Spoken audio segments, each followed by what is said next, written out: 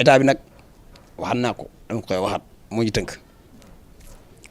wallaay moo ñu tënk ci naka mooy chaque jour maanaam nit ñi bëgg a manifester wala wane seen bopp mais dañaa xam ne réew mi dafa am yoon ñu toog di ko déglu te moom mooy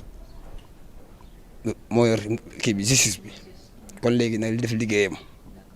moo gën ñu koy fajee neneen parce que kenn du fajal sa bopp te yoon am ci réew mi te ji bu ñu fajal suñu bopp wallaay la ne bu ñu jéemoon fajal suñu bopp kon ci jour bi la ñuy lijjanti te ma xamal leen nag de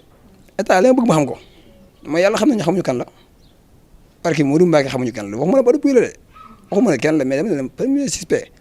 numéro 1 moom la deuxièmement bu ñu xamoon ne moom la te yoon deful liggéeyam nii barki Modou Mbacké kon du nekk mbaaw wala bu kaaw moom xam na maay kan te ñi ma xam nañ maay kan